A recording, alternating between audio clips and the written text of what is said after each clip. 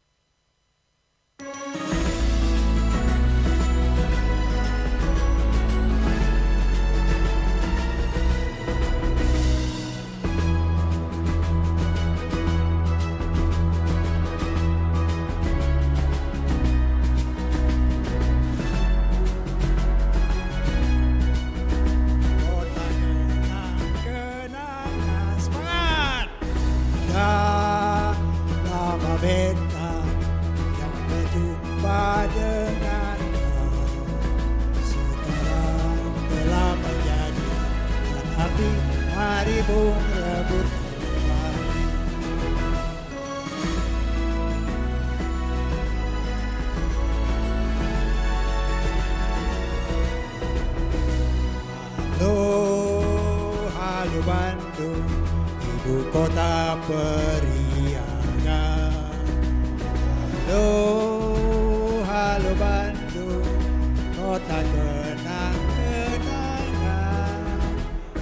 Dah lama beta tidak berjumpa dengan kau. Sekarang telah menyanyi dan hati hari bung rebut kembali.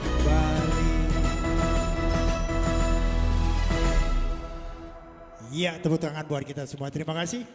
Dan silakan duduk kembali. Halo, halo Bandung.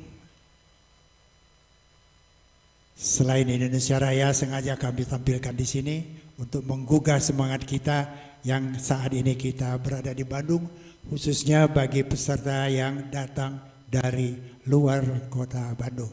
Boleh saya tahu kira-kira siapa yang datang dari luar Bandung?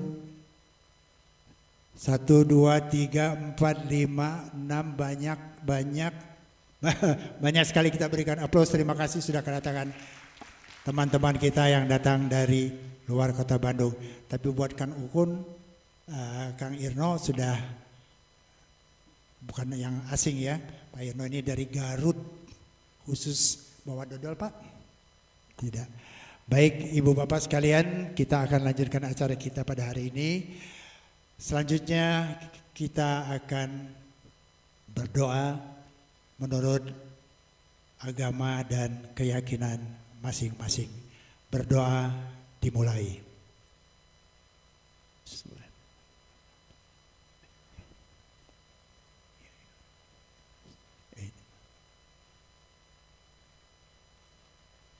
Selesai. Terima kasih. Semoga doa kita dikabulkan oleh Allah SWT dan acara pada hari ini dapat berjalan dengan lancar. Amin. Ya Rabbal Alamin. Hadirin yang berbahagia, undangan yang kami hormati.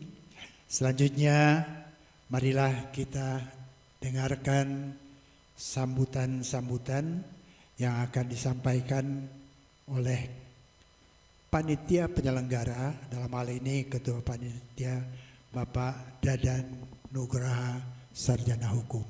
Kepada Pak Dadan kami persilahkan.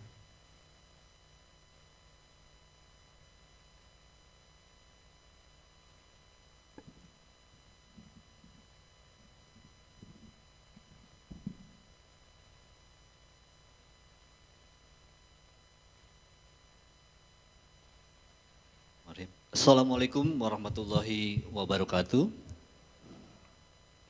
Selamat pagi Bapak dan Ibu sekalian. Tentunya yang saya hormati Bapak Yudi dari Kementerian Dirjen Jenderal Kementerian Menristek, juga para narasumber, para moderator, dan juga Bapak dan Ibu undangan peserta dari Seminar Nasional Konstruksi Kayu, Pelestarian Konstruksi Kayu Bangunan Warisan Budaya, Tantangan dan Prospeknya. Tentunya terima kasih juga atas dukungan pendanaan dari Direktorat Jenderal Kebudayaan Kementerian Pendidikan, Budaya, Riset dan Teknologi melalui pelaksanaan pemanfaatan hasil kelola dana abadi kebudayaan, program layanan fasilitas bidang kebudayaan bagi komunitas dan pelaku budaya, kategori dukungan institusional bagi keberlanjutan organisasi kebudayaan tahun 2024 yang tentunya yang support penuh kepada kegiatan hari ini. Perlu disampaikan bahwa untuk seminar ini diikuti oleh 100 peserta dan diikuti juga dengan peserta Zoom. Tentunya saya memohon maaf bagi yang karena kuota terbatas jadi tidak dapat hadir secara offline semuanya. Dan juga terima kasih bagi Bapak Ibu yang sudah mendaftar, dan melalui peserta Zoom ini diketahui juga ada dari Nusa Tenggara Barat, ada dari Palu, ada dari Sumatera, ada dari Jawa Tengah dan Jawa Timur. Terima kasih untuk Bapak Ibu yang sudah mendaftar seminar nasional ini dan semoga menjadi bermanfaat. Tentunya tidak lupa saya juga sampaikan terima kasih kepada para narasumber, para moderator, juga para sponsor, KEIM dan juga Rotoblas yang sudah mendukung kegiatan ini. Juga tentunya tidak lupa apresiasi dan terima kasih banyak kepada para volunteer anggota Bandung Heritage, luar biasa, yang dari awal hingga akhir membantu terlaksananya kegiatan ini. Terima kasih. Assalamualaikum warahmatullahi wabarakatuh.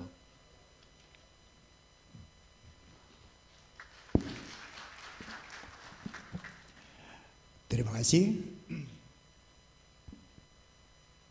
Selanjutnya kita dengarkan sambutan dari Ketua Paguyuban Pelestarian Budaya Bandung atau yang kita kenal dengan Bandung Heritage, yaitu Bapak Haji Bimarsono selaku Ketua Bandung Heritage. Kami persilakan.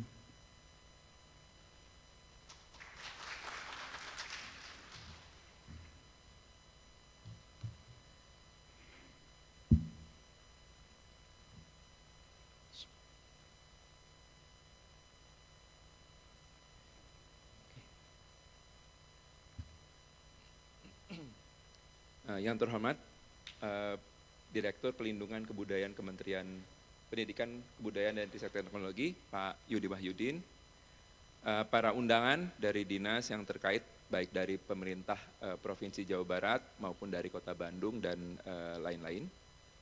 Yang terhormat para undangan dari perguruan tinggi berbagai kampus, yang terhormat para pembicara dan narasumber yang telah kami undang, Pak Adioso, Bu Shirley, Pak Andrea, dan juga moderator Bu Nurtati dan yang udah ada Pak Andri ya, yang lain mungkin belum datang.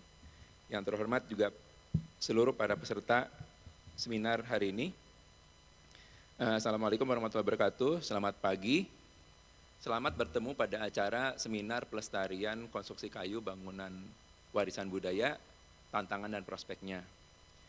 Jadi kegiatan seminar ini memang merupakan bagian dari rangkaian kegiatan di Paguyuban Pelestarian Budaya Bandung yang di tahun 2024 ini yang dalam kaitan dengan program dari Dana Indonesia yang kita peroleh tahun ini.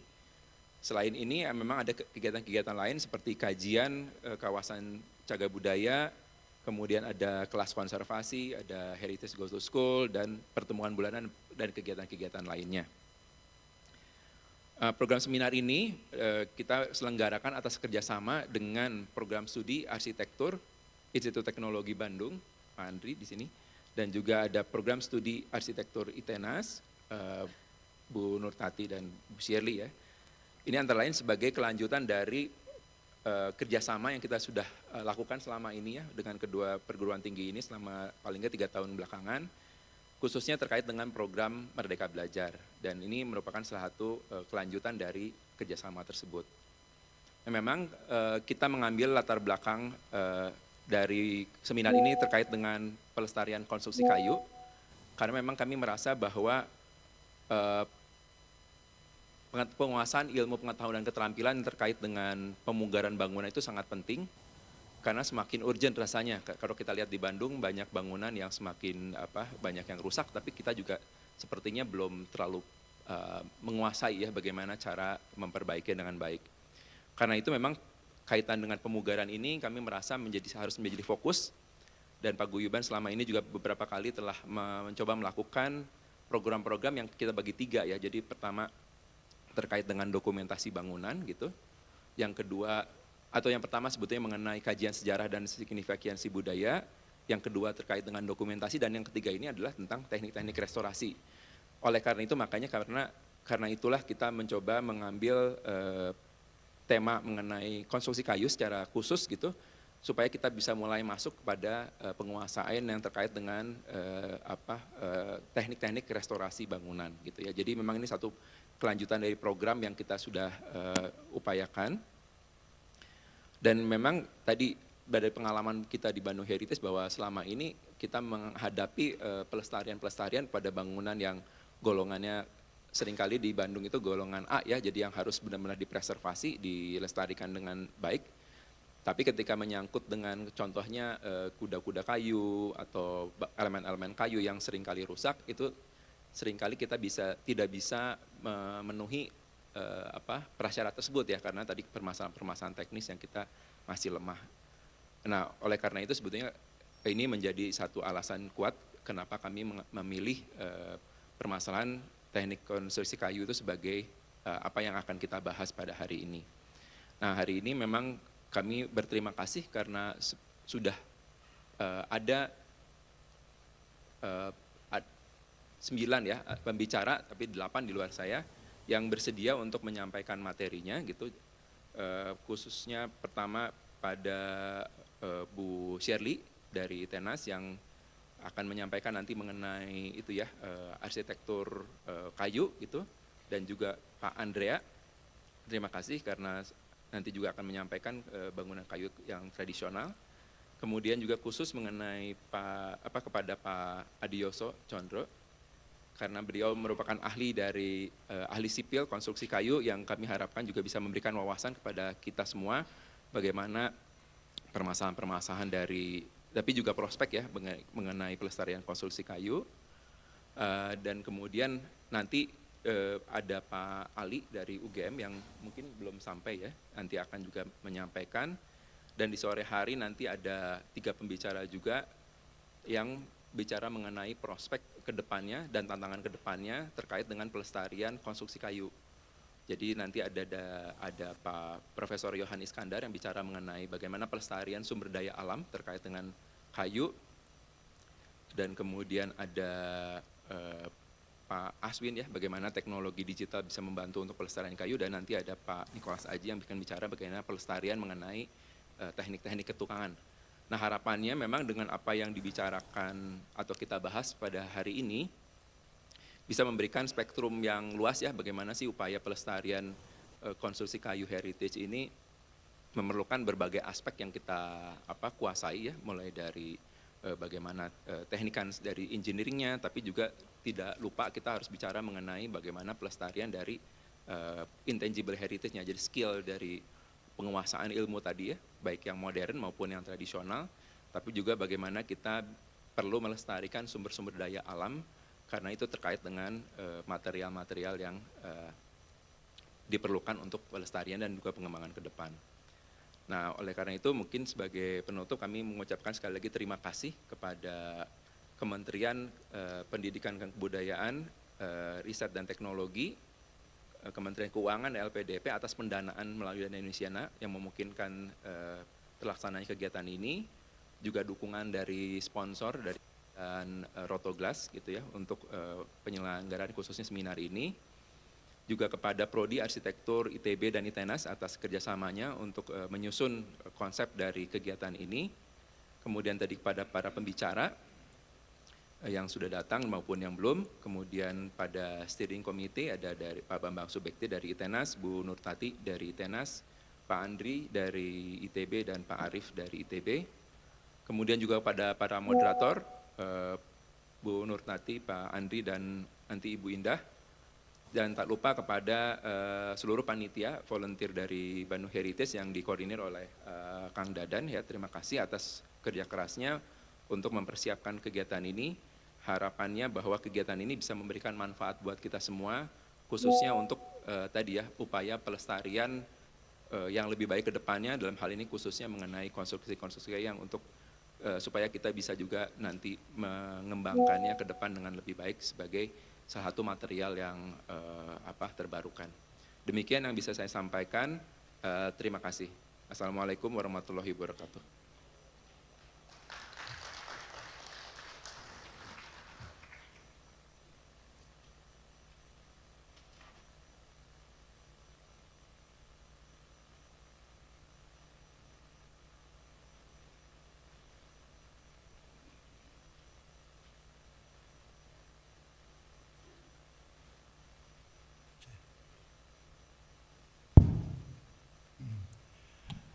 Baik, terima kasih kepada Bapak Haji selaku Ketua Bandung Heritage. Bapak Ibu hadirin yang berbahagia, berbicara tentang Bandung Heritage atau Paguyuban Pelestarian Budaya Bandung, sejarahnya lumayan panjang. Didirikan pada tahun 1987 oleh tokoh-tokoh atau orang-orang yang sangat peduli akan khususnya bangunan cagar budaya yang ada di Bandung.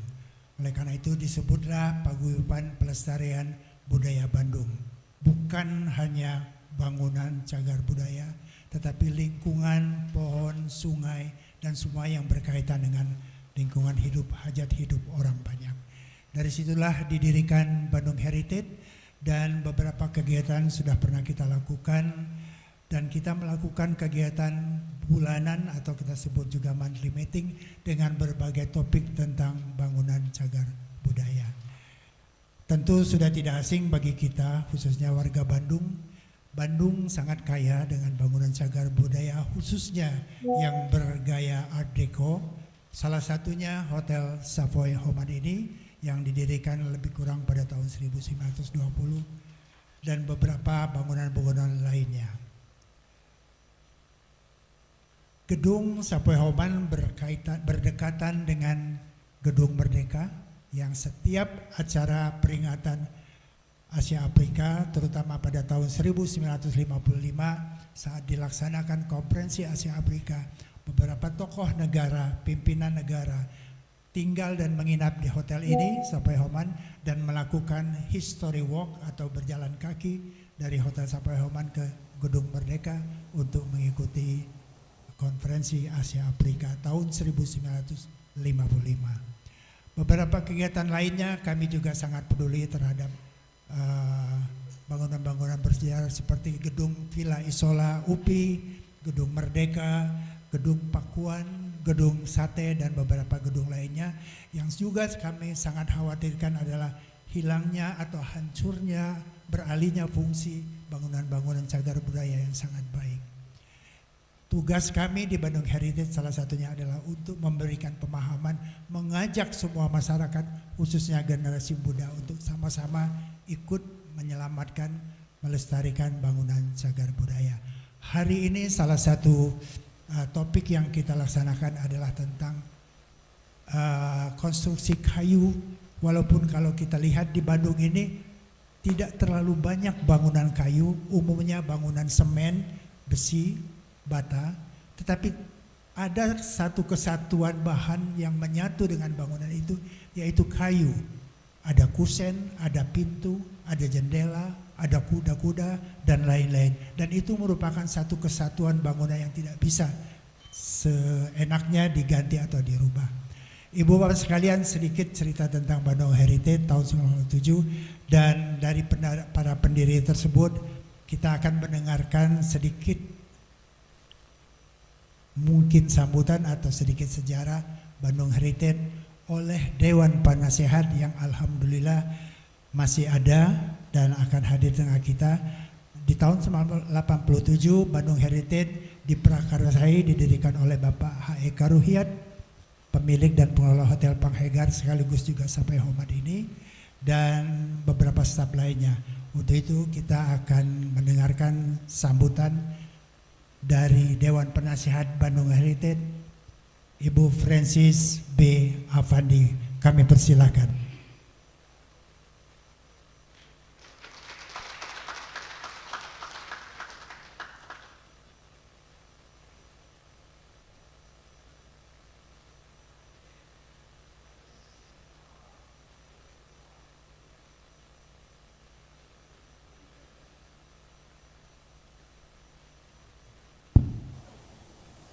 Please, friend. No, no problem. Sure, right. Okay, yeah. Ibu Francis asli USA dari Amerika Serikat, menikah dengan orang Sunda, Bapak Didi, nama aslinya Didi, tapi sekarang tetap sebagai orang USA, yaitu orang Sunda asli. Karena beliau beberapa tahun yang lalu sudah menjadi warga negara Indonesia. Your Sampurasun Kesadayana. There you go. So, setengah sebagian orang Sunda yang tahu Prangkas. Wulujan Enjin. Good morning.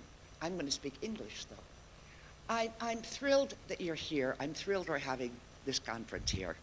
I'm thrilled to see this. I was the managing director of the Savoy Homan for 5 years. I don't think I've ever been in this room. Then I discovered this room was actually built on top of the swimming pool, which we built when Panghegar owned the hotel. And so they found space, Hilwan. And I saw many of my staff, and I'm just delighted today to welcome you all to a conference about wood. I'm also even more delighted to see the young people who have come along Bandung Heritage. Dadan, you were like 12 years old when we started Bandung Heritage. Hilwan was a sidekick of mine. Aji was in high school, I think. And so to see all of them as big shots now is really, talk about pelestarian budaya.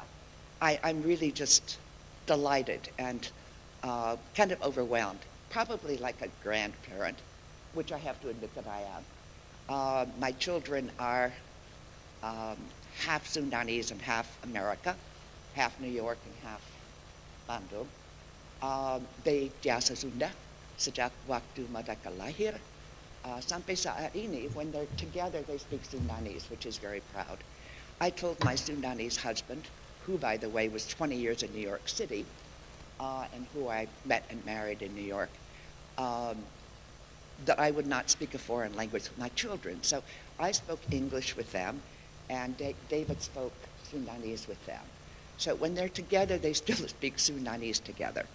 And it's a grand legacy that they're very proud of their heritage and their parenthood in Indonesia. My children are named Nora Sundari, Adi Jibrail. So these are my grandchildren. My children were Muhammad Jibrail and Mikhail Daud. So they were raised in Islam in Sunda, and we're very proud of that legacy in our family. So we're proud of Bandung heritage on many levels. And one of the levels that we talk about in Bandung heritage is the identity yang khas Bandung. And we left it open. We wrote that almost 40 years ago. We left it open to be defined by masyarakat. What is identity? How do you relate? I relate as an American woman who's been in Sunda for 40 years, more than half of my life, the longest place I've ever lived, and raising a family in my beautiful Dago Pojok, which is a kampung Sunda in the Sawah in Dago. That's part of who I am. That's part of my identity. And so we asked the citizens of Bandung, how do they identify? We have a program called Heritage Goes to School, and I asked the children, mostly SMP, SD, SMA students, how do they identify? Do they identify as Bobotoh Persib, which everybody knows in Bandung and Jawa Barat is a proud supporter of Persib football? Do you define yourself as a student who came to Bandung to go to school here, one of our wonderful universities, and didn't go home, and identify now as Orang Bandung? And so we asked the citizens of Bandung to identify, and it's a personal identity. It could be a relationship with their family, a relationship with the river, a relationship with lingkungan, a relationship with masakan Sunda sebagai Bobotoh, and it's a personal identity. And that's what's important about Bandung, is that people have personal identities with the city. Maaf sekali, not pariwisata and necessarily what the city or the industry wants us to identify as, but as proud members of a very special place on earth, which we lovingly call Bandung. This is an unscripted speech. I could talk here for an hour. So I will say thank you very much. Thank you very much for coming. I'm hoping that we cover Rayap, because I have a problem with Rayap in my beautiful little Sundanese bungalow. And I hope that we address that. Welcome to all of you. Thank you for being here, and maju maju. Nuhun nuhun.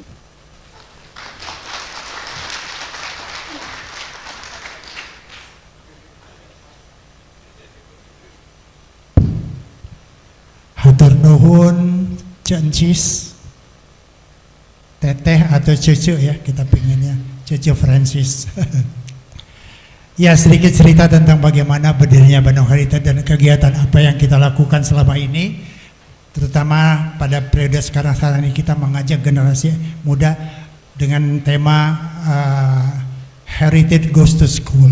Kita pergi ke sekolah SD, SMP, SMA memberitahu apa dan bagaimana bangunan-bangunan perlindungan bangunan cagar budaya. Mungkin Pak Irno satu saat kalau memang di Garut perlu, kita dengan senang hati bersedia hadir di sana. Hatur nuhun Ibu Francis, nuhun. Setengah Amerika, setengah Sunda ya.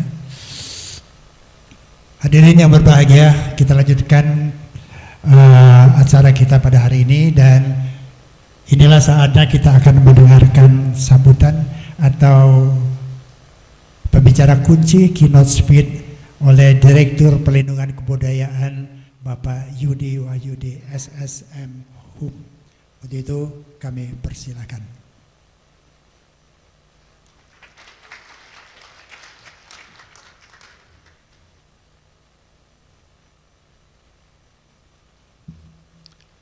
Bismillahirrahmanirrahim. Assalamualaikum warahmatullahi wabarakatuh.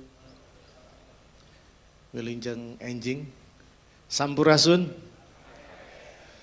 Alhamdulillahirabbil alamin, kita masih diberi nikmat dan karunia-Nya sehingga bisa ketemu pada kesempatan yang baik ini. Ini saya sudah lama juga tidak ketemu dengan Bandung Heritage. Dulu waktu kami bertugas di Serang pernah ada sinergi kegiatan dan mudah-mudahan setelah kegiatan ini kita bisa sinergi lagi. Karena buat saya tidak cukup diseminarkan gitu, tetapi harus ditindaklanjuti dengan kegiatan-kegiatan lain yang lebih dekat dengan pengelola atau pemilik atau masyarakat yang lebih luas. Baik, yang saya hormati tentunya Ketua Penasehat ya tadi. Terima kasih Ibu atas keterangannya terkait dengan Bandung Heritage. Kemudian Ketua Paguyuban Pelestarian Budaya Bandung atau Bandung Heritage ya, Kang Aji. Terima kasih atas undangannya dan mohon maaf Pak Dirjen tidak bisa hadir karena pada kesempatan yang sama ada kegiatan yang bentrok.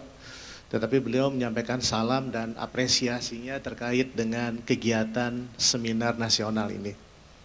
Kemudian tak lupa juga saya sampaikan salam hormat buat para narasumber, perwakilan dari ITB dan ITENAS, kemudian mungkin ada dari Dinas ya, dari Dinas dan hadirin sekalian yang mohon maaf tidak bisa saya sampaikan satu persatu. Izin boleh pantun? Kenapa setiap ada acara kadang-kadang suka dibuka dengan pantun? Ada yang tahu? Karena pantun sudah menjadi warisan dunia. Jadi pantun sejak tahun 2020 bersama Malaysia sudah ditetapkan oleh UNESCO menjadi warisan dunia. Makanya kita coba gitu pelan-pelan sosialisasi dengan pantun-pantun sederhana gitu. Naik andong keliling kota, antar teman ke Gedung Merdeka. Mari bersama lestarikan budaya untuk kemajuan bangsa kita. Jadi sedikit informasi saat ini secara kuantitatif ya, Indonesia itu sudah memiliki 13 warisan budaya tak benda yang sudah ditetapkan oleh UNESCO. Dan terakhir itu tahun 2003 itu jamu. Jamu sudah ditetapkan jadi warisan budaya tak benda Indonesia. Kemudian untuk yang bersifat kebendaan atau tangible heritage itu baru 6. Terakhir itu Sumbu Filosofis Jogja. Desain Sumbu Filosofis Jogja ditetapkan tahun 2023, jadi baru 6 gitu. Dan ini tentunya tantangan buat kita semua, bagaimana yang 13 itu bisa bertahan, bisa lestari dan bertambah, dan yang 6 juga begitu gitu. Jadi kalau lihat aset Indonesia kan luar biasa gitu ya. Dan insya Allah bulan Desember ini ada lagi sidang kalau tidak salah di UNESCO itu akan membahas usulan dari Indonesia itu pertama kebaya ya. Kebaya itu diusulkan oleh 5 negara, oleh Indonesia, Singapura, Malaysia, Brunei dan Thailand. Jadi ada pengusulan bersama gitu di UNESCO itu. Karena penetapan ini kan bukan klaim, tetapi komitmen bersama untuk sama-sama ikut melestarikan. Jadi jangan disalah mengertikan kalau ditetapkan oleh UNESCO itu diklaim oleh negara tertentu, tidak itu. Kemudian di samping itu juga ada Reog Ponorogo dan terakhir Kolintang. Kalau Kolintang itu menambahkan karena yang sejenis sudah ditetapkan oleh pihak Afrika itu. Jadi ada menu-menu baru UNESCO itu, bisa pengusulan bersama, bisa menambahkan gitu dan lain-lain. Jadi jangan khawatir dengan misalnya songket yang sudah ditetapkan oleh Malaysia, kita bisa menambahkan. Karena jenis dan karakteristiknya beda-beda setiap lokasi gitu ya. Baik, terkait dengan kegiatan ini tentunya saya ucapkan terima kasih atas undangannya dan mengapresiasi atas kegiatan ini. sebetulnya dana Indonesiana itu implementasi dari Pak Jokowi, Pak Presiden kita terkait dengan dana abadi kebudayaan gitu ya. Dan sudah terrealisasi berarti tahun kedua sekarang. Tahun kedua angkanya itu kalau tidak salah sudah 5T, tetapi yang diputar itu dividennya. Jadi dana abadi kebudayaan. Dan informasinya sampai saat ini belum terserap semua oleh pelaku dan lembaga kebudayaan. Bukan berarti kompetensinya kurang, tetapi acap kali terkait dengan dokumentasinya yang tidak lengkap atau kategorinya yang salah gitu ya, atau mungkin presentasinya kurang tepat. Jadi mudah-mudahan khususnya untuk saudara sekalian ya, ibu bapak yang hadir di sini, yang aktif ya sebagai pelaku maupun lembaga kebudayaan bisa ikut ya, bisa ikut untuk mengakses dana Indonesia ini gitu. Hadirin sekalian, terkait dengan topik seminar nasional pelestarian konstruksi kayu, bangunan warisan budaya, tantangan dan prospeknya, apabila kita menyimak definisi ya dari pelestarian di Undang-Undang Nomor 11 Tahun 2010 tentang Cagar Budaya, pelestarian adalah upaya dinamis untuk mempertahankan cagar budaya dan nilainya.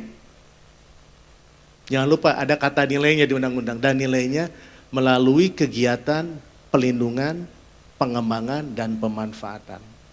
Jadi pelestarian itu bukan sama dengan pelindungan. Pelestarian itu ada pelindungan, ada pengembangan, ada pemanfaatan.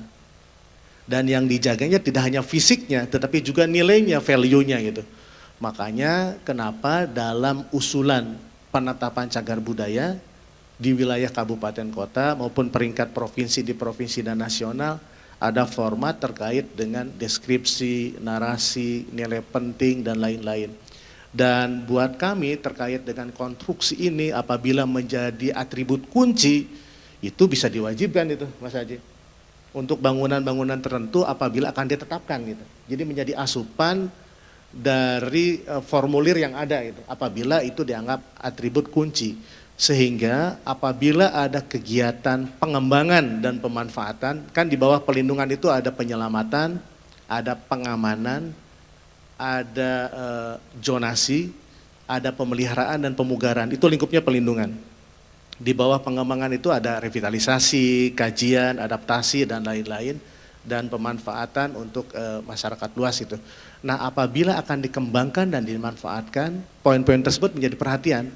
Makanya kenapa di pasal 77 Undang-Undang Nomor 11 2010 disampaikan bahwa kegiatan pemugaran tersebut harus memperhatikan aspek keaslian, keaslian bentuk ya. Bentuk berarti bukan bentuk luarnya saja tetapi juga konstruksi dan lain-lainnya, tata letak jangan sampai bergeser dan lain-lain. Kemudian material atau bahan. Material atau bahan untuk yang vernakuler atau bangunan adat dan lain-lain memang acap kali ada keterbatasan ya, ada keterbatasan materialnya, sehingga kadang-kadang dicari yang mendekati gitu. Jangan sampai diganti dengan yang beton dan lain-lain, tapi yang mendekati kualitasnya gitu. Kemudian teknik pengerjaan, karena khusus untuk bangunan-bangunan vernakuler atau masyarakat adat dan lain-lain, apabila menggunakan teknologi tinggi malah salah, misalnya harusnya pakai pasak, terus pakai yang lain malah bocor dan lain-lain. Jadi hal itu menjadi perhatian kita semua. Hal lain di pasal 77 itu disampaikan juga bahwa metode dan tekniknya jangan sampai merusak atau menghilangkan atribut kuncinya gitu. Makanya kuncinya itu sebelum dilakukan kegiatan revitalisasi, pengembangan atau pemugaran itu harus diawali dengan kegiatan studi kelayakan. Apakah sudah layak dipugar atau tidak? Apakah sudah layak nilai-nilai pentingnya terpenuhi atau tidak itu. Setelah studi kelayakan selesai muncul rekomendasi baru studi teknis. Teknis bahannya, SDM-nya, kompetensinya dan lain-lain itu. Bahkan di pasal 77 itu disebutkan juga yang mengerjakannya harus kompeten dan bersertifikat. Dan sekarang sudah ada kan sertifikasi tenaga pemugaran. Sudah ada. Jadi di kami itu di Direktorat Jenderal Kebudayaan sejak 2017 sudah memiliki lembaga sertifikasi pihak kedua. Ada lembaga sertifikasi pihak kedua dan salah satu bidangnya adalah terkait dengan tenaga pemugaran. Jadi banyak ada tim ahli cagar budaya, ada tenaga pelestari, ada tenaga pemugaran.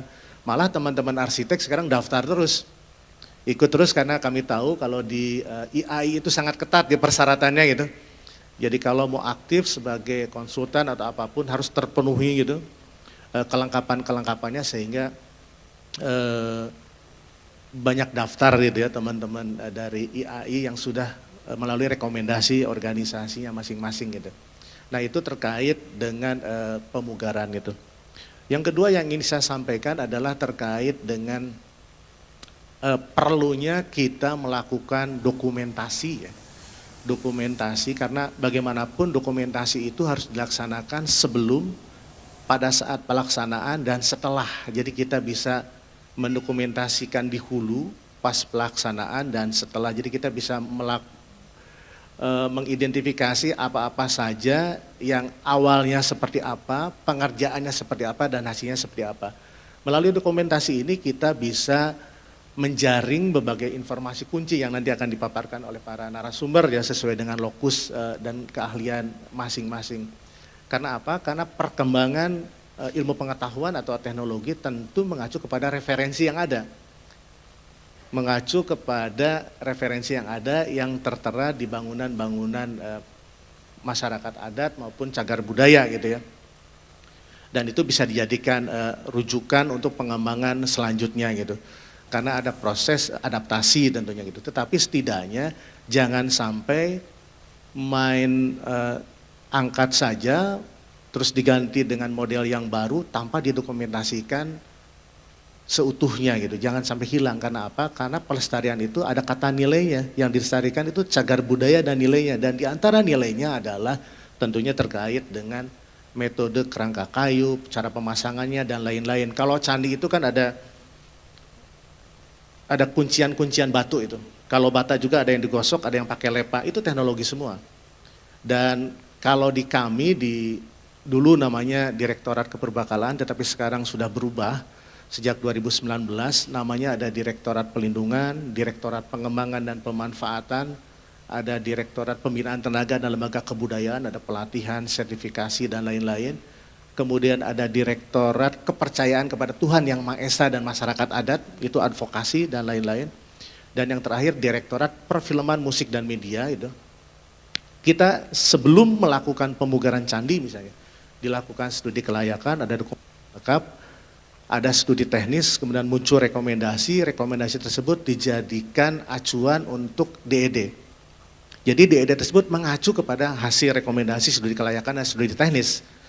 Makanya sekarang teman-teman PU, karena kebudayaan bukan hanya di Kemendikbudristek ya, jadi ekosistem kebudayaan itu sangat luas, jadi tolong mindsetnya dirubah kalau kebudayaan hanya kewajiban atau ada di dinas OPD atau di kementerian yang ada kata kebudayaannya, tidak itu. Misalnya terkait fisik itu sejak 2019 malah mungkin sebelumnya itu sudah ditangani pihak KPUPR. Sudah ada Direktorat Jenderalnya dan lain-lain. Yang mengerjakan juga terpadu disiplin ilmunya gitu. Kemudian terkait dengan yang hilir ya. Hilir itu misalnya industri budaya, ekonomi kreatif, kebudayaan itu kan kalau K-nya besar semua produk manusia kan. Itu Kemenparekraf yang turun gitu. Sementara hulunya di Kemendikbudristek. Untuk yang ekonomi kreatif, keterampilan dan lain-lain juga itu ditangani dengan UMKM dan koperasi. Jadi banyak kementerian dan lembaga yang menangani bidang kebudayaan. Sehingga tolong jejaringnya diperluas, koordinasinya diperluas dan mulai kita gotong royong. Karena kalau hanya ditangani oleh 1-2 kebudayaan pasti banyak kendala. Pasti banyak keterbatasan. Memang untuk koordinasi tidak mudah ya, tidak seperti diucapkan gitu. Butuh merubah mindset dan lain-lain, tapi insya Allah dengan gotong royong yang tadinya berat bisa sharing, bisa bersatu padu sehingga bisa terlaksana gitu. Misalnya kegiatan-kegiatan di Direktorat Jenderal Kebudayaan itu ada Pekan Kebudayaan Nasional atau misalnya Kenduri Suwarna Bumi yang melibatkan 9 kabupaten, kota dan provinsi di Jambi, atau Galanggang Arang di Sumbar dalam rangka merevitalisasi Sumbu Ombilin sebagai warisan dunia. Itu gotong royong Pemda, masyarakat, PT Batubara, kereta api dan lain-lain gotong royong sehingga terjadi kegiatan-kegiatan aktivasi termasuk masyarakat ya. Karena masyarakatnya juga senang sekali kalau ada kegiatan di ranah-ranah mereka menyiapkan makanannya, menyiapkan teras rumahnya. Pokoknya kalau gotong royong lebih ringan gitu. Jadi harapannya mudah-mudahan kegiatan ini juga bisa memicu dan memacu terkait dengan kegotong royongan. Yang ketiga adalah terkait dengan perlu diangkatnya tema-tema seperti ini yang lebih luas lagi gitu ya. Tadi saya mendengar dari Bapak bahwa sangat terbatas lah pakar maupun orang yang membahas misalnya terkait dengan kayu, bambu dan lain-lain. Ada sih eksis tapi terbatas itu. Mungkin harus diformulasikan juga nih Kang Haji, bagaimana caranya didiseminasi tapi secara kerjasama misalnya dengan instansi terkait, bisa dengan influencer, dengan Kemeninfo, dengan perguruan tinggi tentunya secara substansi dan lain-lain, sehingga bisa diekspos oleh halayak yang lebih luas karena sayang sekali informasi yang digali, yang didata, saya tahu Bandung Heritage itu dokumennya tebal, banyak betul, tapi saya kurang tahu apakah semuanya sudah diketahui atau sudah dapat diakses secara luas oleh halayak gitu ya. Karena informasi tersebut kan bisa dimanfaatkan untuk berbagai hal. Misalnya untuk industri kreatif bisa dilakukan, bisa menjadi inspirasi, malah bisa dimonetisasi ya, bisa menghasilkan, bisa memperkuat UMKM dan lain-lain gitu. Yang keempat ada terkait dengan ekosistem gitu.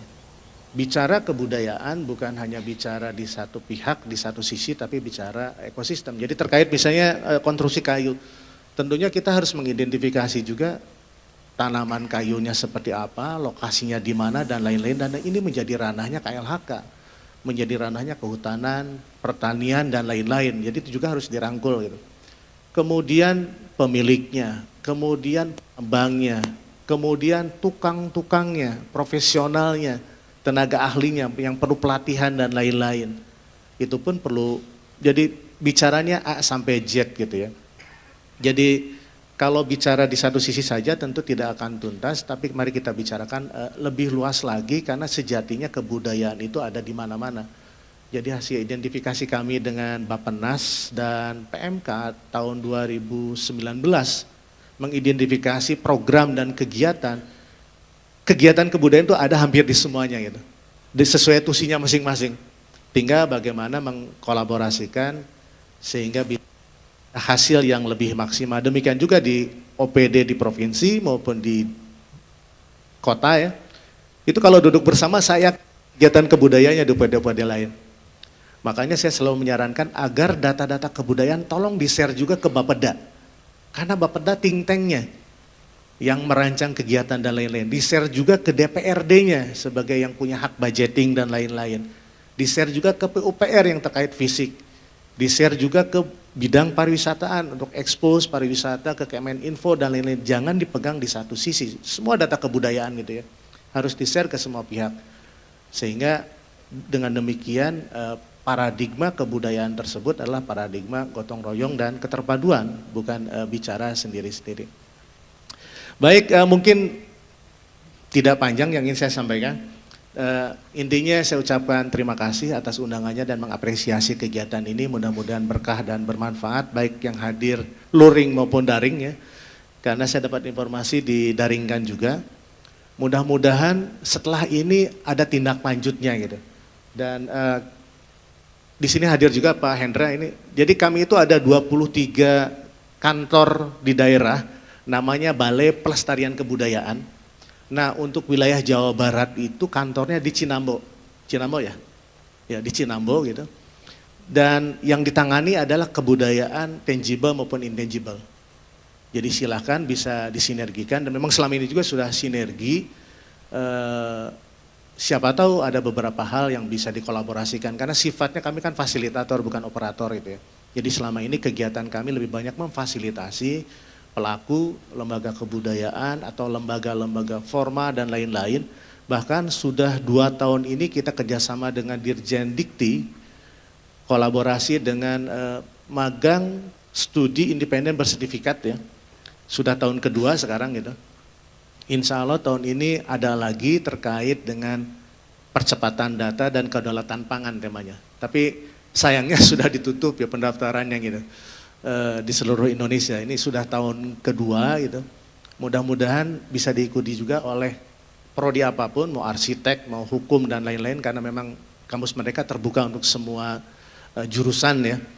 Dan malah saya cermati yang berprestasi itu yang dari arsitektur, bukan yang humaniora gitu. Jadi passion kebudayaannya malah kuat gitu ya. Teman-teman di teknik malah jurusan-jurusan teknik yang saya cermati lebih kuat dibandingkan yang humaniora. Ini juga tentunya jurusan bisa apapun, passion bisa apapun gitu. Yang jelas ini hak kita semua, kita buka akses dan sudah ada komunikasi dengan pihak Dirjen Dikti, ditransfer nilainya 20 SKS gitu ya, 20 SKS. Jadi mudah-mudahan bisa kolaborasi ke depannya gitu. Itu saja yang bisa saya sampaikan. Terima kasih atas perhatian dan kerjasamanya. Selamat buat Pak Guyuban Pelestarian Budaya Bandung dari 97 ya.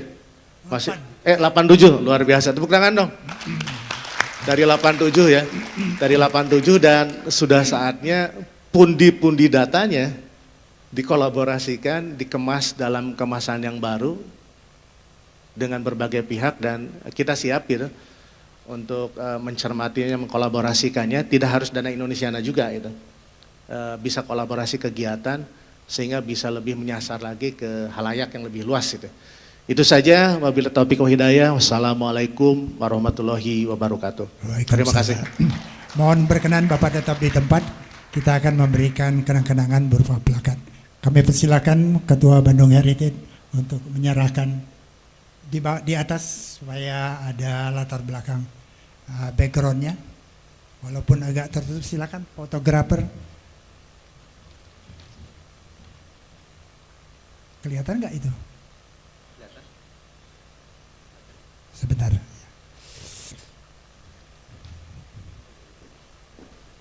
Baik.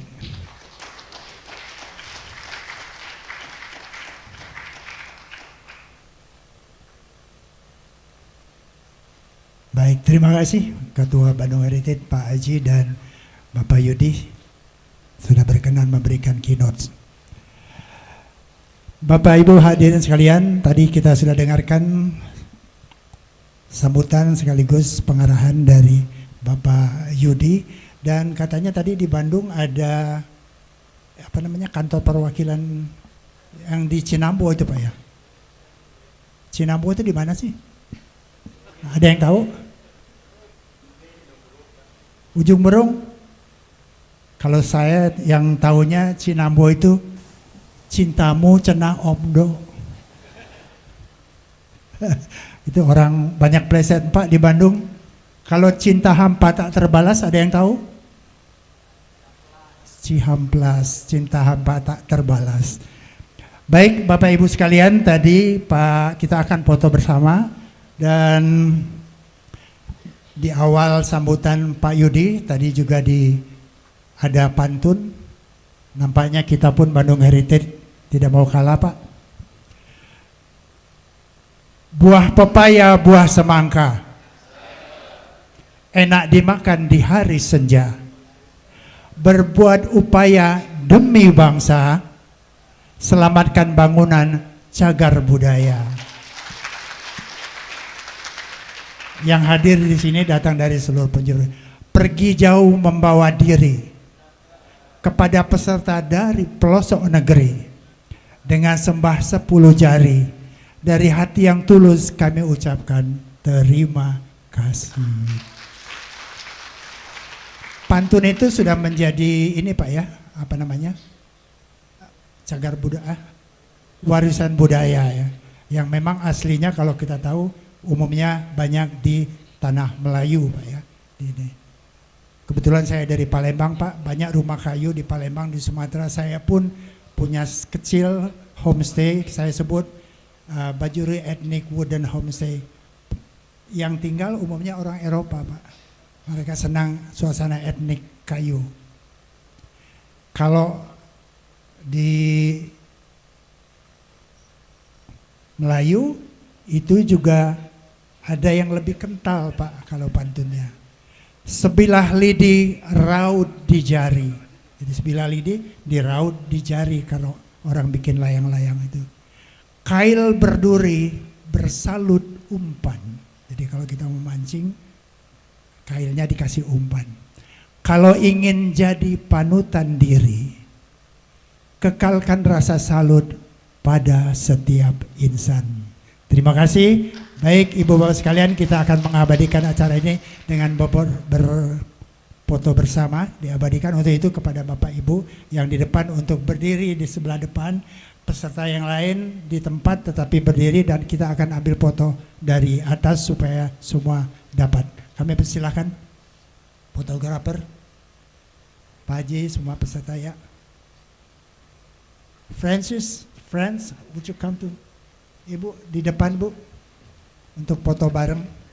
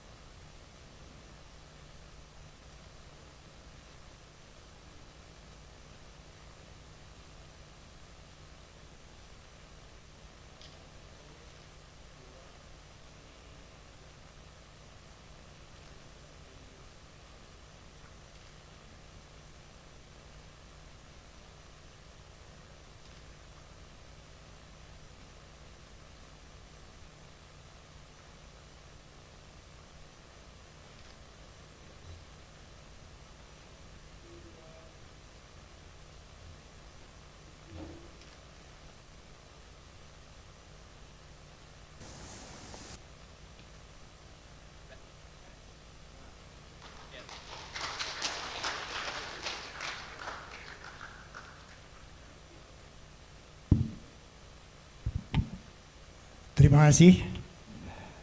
Kita akan break hari ini.